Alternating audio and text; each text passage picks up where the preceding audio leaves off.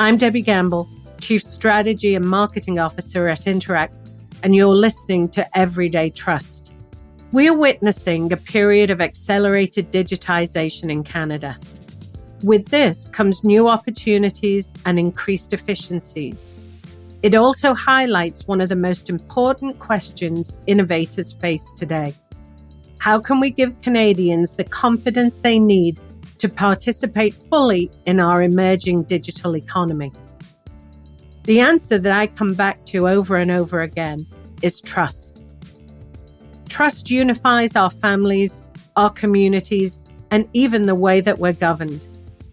Trust can take years to build and a singular moment to break. And in a digital world, the way we build and maintain trust is constantly evolving, and we need to stay ahead of the curve. In this series from Interac, I'm talking to leaders about what trust means to them.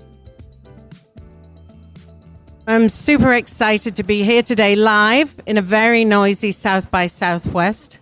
We're competing with some pickleball, I think, next door. I'm so excited to be here with Melanie Subin from the Future Today Institute. So we're going to be talking today about trust and what it means to our digital future. Melanie is the Managing Director of the Future Today Institute, where she leads the consulting division. And if you're trying to understand what the future might hold, the role of strategic foresight, and how we can best navigate the dynamically changing world of tech, the Future Today Institute's Tech Trends 2024 report is a must-read. So I think we're in for a good chat today. All right. So when we think about how you guys have looked at the changing landscape, how do you look at trust? I think trust today is a completely different paradigm than even 10 or 15 years ago. You know, if you look at some of the current stories that are happening this week, all of the controversy around the royal family and edited photos, when we're looking at some of the news that's coming out of Boeing, all of these news stories have this thread of trust kind of going through them. And part of the reason for that is that information and digital media is different today than it was 10 or 15 years ago.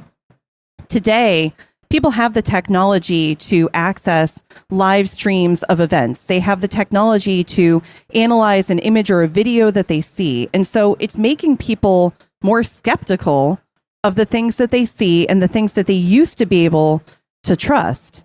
Now, when we bring this back to a business concept, even the nature of business is changing. When you think about organizations using AI for contract negotiation, organizations using global-based teams instead of local teams.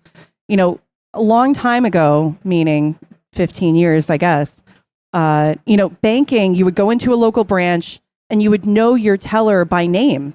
And you knew these people and you trusted them because they handled all of your finances and they saw your family grow up. Today, companies are getting bigger and bigger and expanding into digital landscapes, which takes away that personal nature and therefore means that trust is no longer based on relationships, but based on whether or not you think the organization you're working with is reliable. So I think what I'm hearing you saying is the notion of trust, and trust that when we think about trust traditionally for brands or institutions, was a static thing, and that now is becoming far more fluid and dynamic, and it's changing all of the time.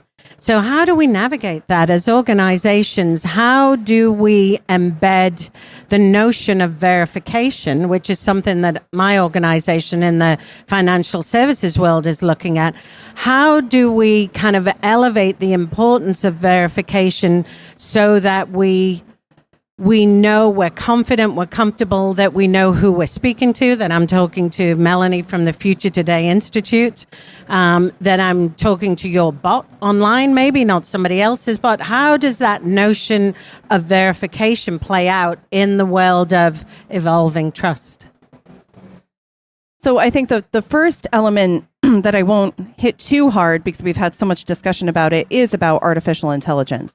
And so organizations being transparent about when they're using AI, about when artificial intelligence has changed the characteristics of something, or when it's part of the interaction somebody is having, being transparent about that can create trust, because consumers are no longer skeptical that it might be AI. They're being told it is, and there's a human on the back end that you can also contact.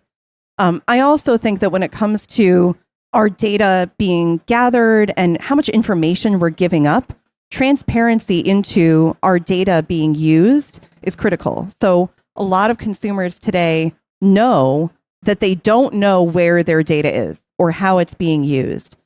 And so they expect that from advertisers, maybe from social media companies, and it's kind of a foregone conclusion. Consumers have given up fighting that. But I think that there is still an expectation of trust and reliability in some of these other interactions like financial services.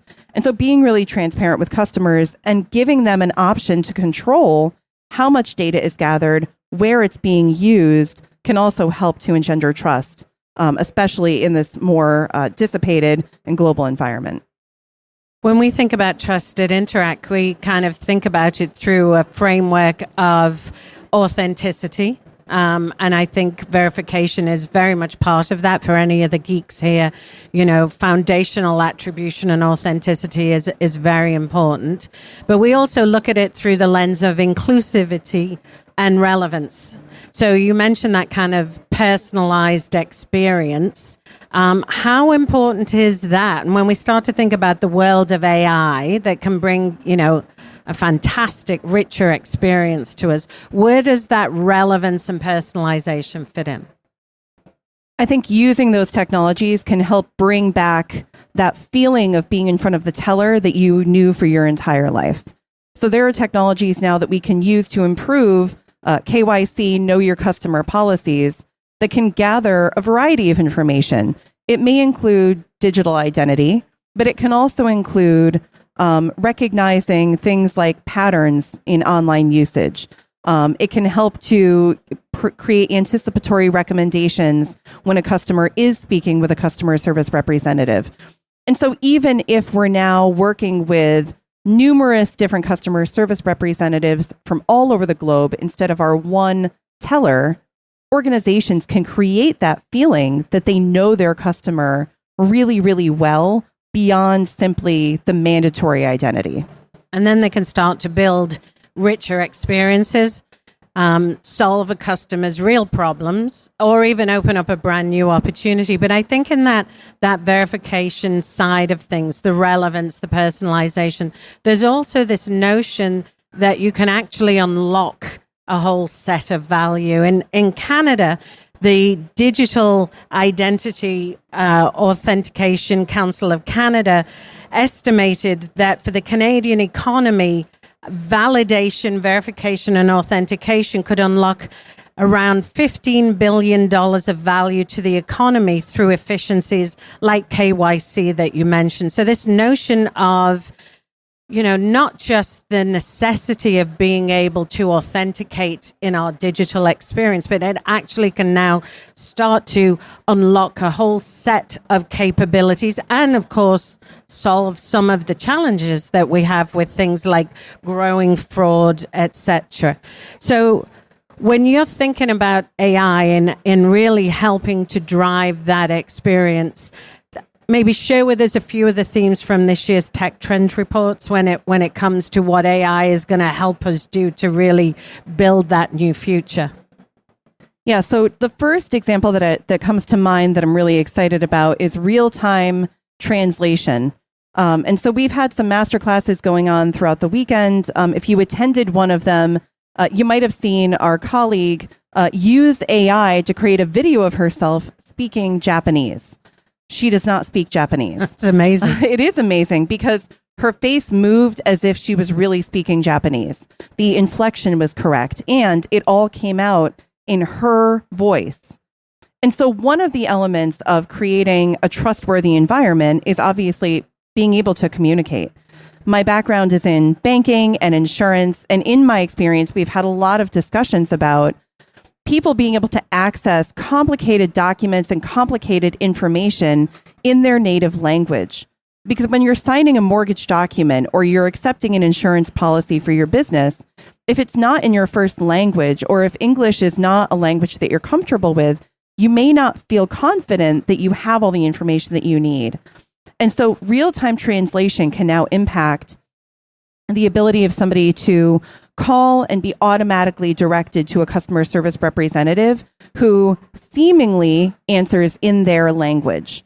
Even if that representative is me and I don't speak any other languages, the technology will translate what I'm saying in real time. They can respond in their native language. I can respond in my native language. And then we're having a good conversation, and that customer is getting everything that they need. So that's one example, I think, of how AI is going to be really critical to creating those personalized experiences. Yeah, I think there's obviously a massive opportunity here for us to kind of open up and unlock, as we say, some value, some new use cases. But there's also in this kind of massive amounts of data that's being collected and being shared, there's the challenges of privacy. So, I think you mentioned transparency earlier as key to that. We know people want more richer, more relevant experiences, but they're also worried about the data. We recently did a survey of 72% of Canadians are concerned about what companies have access to when it relates to their personal information. So how are we going to balance this? How do we balance that, collecting this, fantastic data points? We can create some new fabulous experiences, solve some problems. What does that mean around the privacy angle? A big element of this is how that data is managed and stored. And a number of organizations today, I would say most leading companies, are not prepared to really execute sophisticated data management. But I'll tell you what I mean by that. There are ways to sort of lock away certain data elements behind a firewall or into a specially managed data reserve where you can use other methods. For example, there's a technique called homomorphic encryption, where you can analyze the data, you can extract trends on the data, you can get learnings from the data without ever actually having access to the raw data. And so organizations can collect information, put it into a secure environment where the organization can't access it at an individual level, and then still get the learnings that they need to optimize those experiences for customers. Companies who are trying to do this and do it well, I think, are going to have a huge competitive advantage. Others who are just collecting data, some of them are still very powerful, but I think I kind of share your perspective that that's going to change. I spoke recently to Jim Balsillie. Some of you may know him as the godfather of smartphones. So he was the CEO of BlackBerry, who now chairs the Digital Governance Council in Canada. And we talked about the risk of putting Canadians' data in the hands of companies outside of the country. So, when you really think about the impact of data and how we manage that, some great tokenization techniques to kind of extrapolate the data without the PII, the personal information. How do you think that's going to play out in our kind of global reality around sovereignty and data management?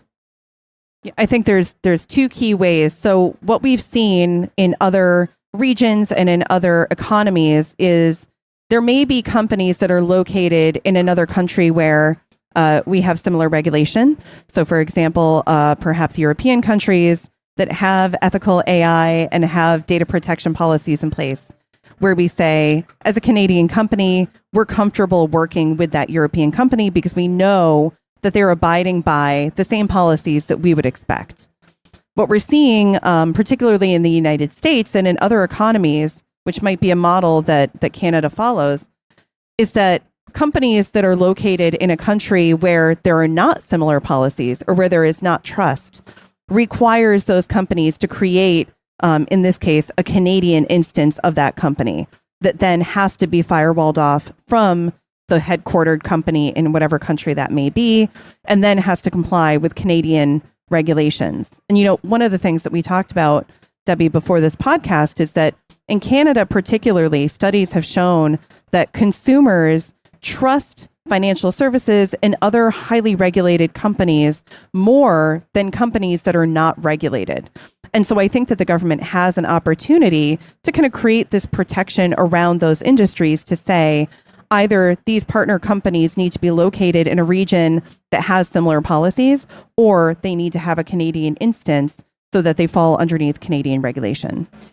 Yeah, we're like many countries, we're grappling with that. In Canada, we're, from an argumentative perspective, you might say we're a bit further behind other countries that have embraced things like GDPR, the general data protection regulation structure. I'm a bit of an optimist, so I think we've got the opportunity to leapfrog that, and we're at a critical jurisdictional perspective around embracing the regulation for things like open banking, open data, following other countries' leads, as you mentioned, to be able to do that.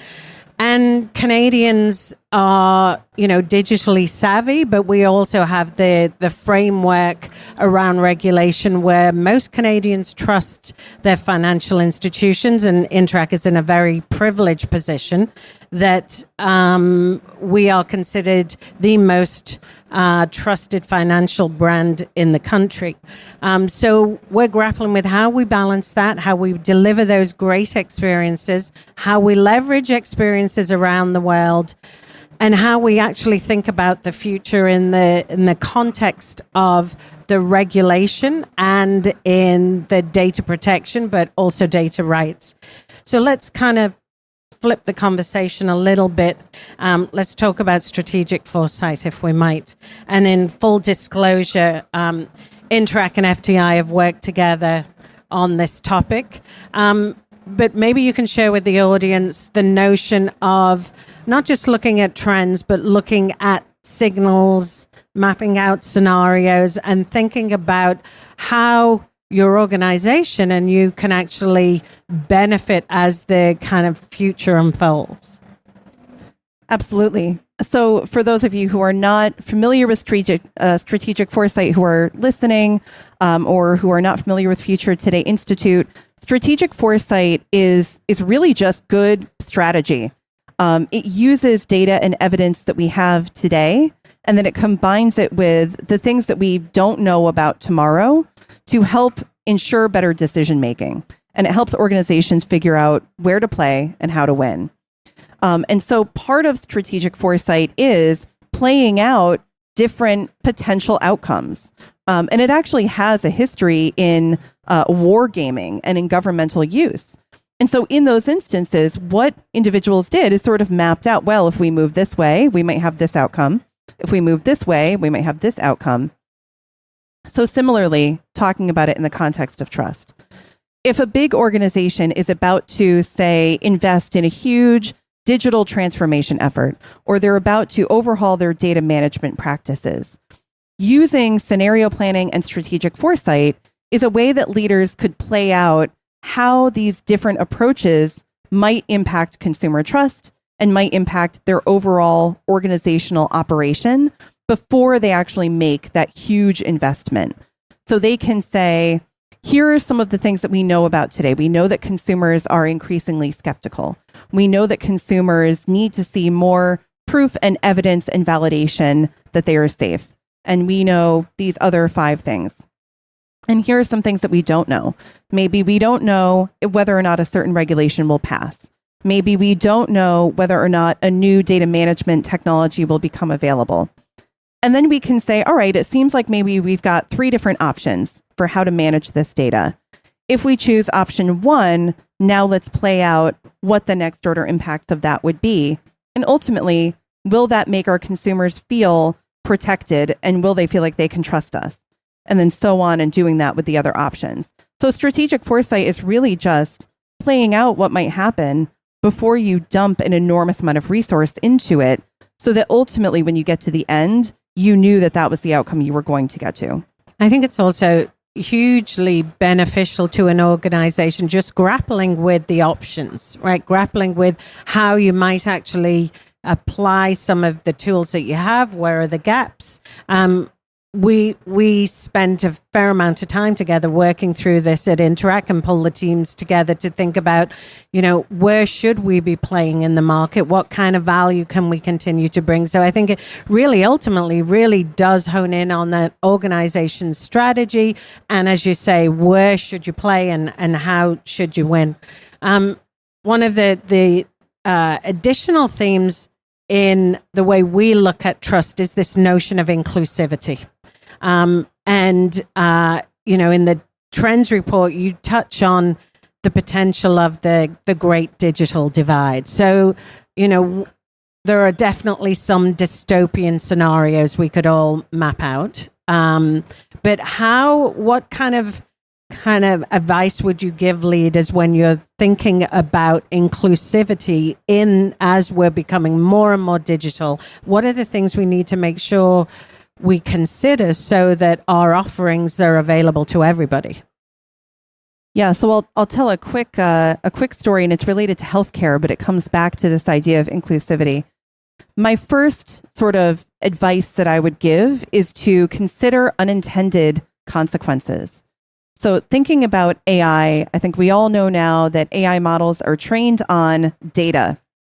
There was an instance a few years ago where an AI model was created to anticipate healthcare usage in different neighborhoods. And so it tracked data from a variety of different neighborhoods, economically well-off neighborhoods, economically disadvantaged neighborhoods, and everything in between. And the idea in the end was to anticipate where they should put a medical establishment, like an urgent care center. The data came back, and the insights were that individuals in the economically disadvantaged region and neighborhood would not need healthcare. That they are not using healthcare, and they're not going to need healthcare in the future, which I think we can all say logically doesn't quite make sense. So why did this happen? Because the historical data showed that those individuals weren't using healthcare. Why weren't they? Because they didn't have access to it, or because they couldn't afford it. But the data didn't take that into account. All the data said was they don't use healthcare. So that was an unintended consequence. And if you didn't analyze the outcome of that model, and if you didn't say, does that make sense? Does that resonate with what we already know? Then you might trust that information and not put any healthcare establishments into that neighborhood. And so it's the same thing. We can pull in data, we can do it even with good intention. But if we don't contemplate the unintended consequences of the data that we program that AI model with, we can end up with these insights that are contrary to the inclusivity efforts that we're working towards. And when we think about that notion of building trust, with your client, trust across your organizations, how do you think that is there an opportunity for collaboration across the ecosystem? How do we get our arms around this? Yeah, absolutely. I mean, I think financial institutions, even enormous ones, have an incredible amount of knowledge and information about their market, but there are so many things that they don't know. And so I think one obvious partnership that's required is with technology providers who are familiar with either hardware and how it's being built and what it can do, or who are working in software or data management, who can really help to avoid those unintended consequences and help those solutions be built effectively at the first try. I also think partnerships with other organizations that play in the markets or the regions that you're working in, who know those regions really well. That could be healthcare, it could be education. These are organizations that know the individuals that you're working with. And from a financial services perspective, money sort of pervades every aspect of life. And so getting that perspective and getting that information is crucial to building these value-added solutions that are really more than just a simple product or a type of account. And how does that relationship extend to the public sector, so our policymakers? I think we've talked about how the the kind of pace of change, the pace of technology and how it's impacting us is hard for anybody to keep up with. So how do our regulators and, how do they get to grips with this? We referenced GDPR. There's lots of other conversations going on around the world around privacy, data protection, etc. So how can we help our public sectors really do the right thing? I'll give an example from the US perspective, but it applies to Canada or any other government. What we're seeing in the US right now is lawmakers trying to learn about technology by having experts come in and speak to them for an hour. It's impossible to become an expert on these technologies in that amount of time. And it's also not necessary because the experts exist in the form of industry and private sector. And so my advice to any governmental leader or lawmaker or regulator would be to lean on the organizations and the companies that know the technology well, that know these markets well, and that understand what the needs are. It's not necessary for lawmakers to become an expert on AI or on data management, as long as they're getting their information from reputable sources that have experience in this space, which in this case is the private sector and these companies. And we're not seeing enough of that, I think. Yeah, I think there's a massive opportunity there. It's an obvious role for people like the networks, like Interac in Canada, like lots of others, to really help convene the ecosystem, because there's a lot at stake here and we need to get it right. We're coming to the end of our talk, so let's have a bit of fun. Can you complete the sentence? Trust is another word for? I think trust is another word for relationship. I think that we can't replace relationship with technology. I think we have to keep the relationships and the humans in the dynamic in order to ensure that trust remains. I love that. You guys have spent so much time looking at the trends and the implications of technology. So what's the one thing organizations and leaders, many of whom are here today, should be thinking about as they continue to move forward? What's the one thing that you would ask them to take away? It's not going to be an individual technology. Instead, I would hope that leaders are constantly taking a step back and looking at their ultimate goal or vision that they're working towards to make sure that their near-term strategic steps are still the right steps to take. Technology is moving at a rapid pace. So is societal change. And so if leaders built a 5 or a 10-year vision 4 or 9 years ago and haven't changed it since, and are still just executing day-to-day strategic action based on that vision, it's probably out of date by now.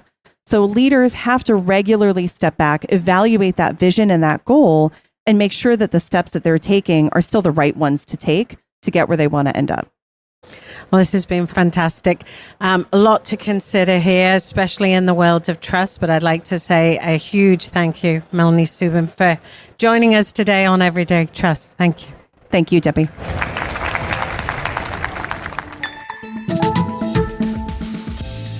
To quote Melanie, trust is another word for relationship. No matter how advanced our technology becomes and how many functions it fulfills in society, it will never truly replace human relationships and the value they bring. As technology continues to evolve in the digital age, financial institutions and other customer-centric industries will need to find ways to maintain trust and strengthen relationship dynamics. Both technology and societal expectations are changing at a rapid pace, which is why Melanie recommends business leaders continually take a step back to reevaluate their strategies. Another key takeaway from our conversation was about the importance of financial institutions partnering with technology companies to learn as much as they can about new innovations. That way, they can ensure they're getting the fullest benefit from the technology and providing customers with as much value as possible.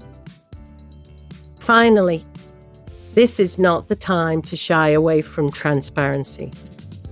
A study we conducted at Interac Corp found nearly 3/4 of Canadians polled worried about how companies are handling their data and personal information. Building trust is about authenticity and accountability. And according to Melanie, sophisticated data management systems will also provide a competitive edge in this economy of trust. Thank you for listening to Everyday Trust. If you found this conversation valuable, please take a moment to subscribe to the show and rate and review us on Apple Podcasts, Spotify, or wherever you get your podcasts.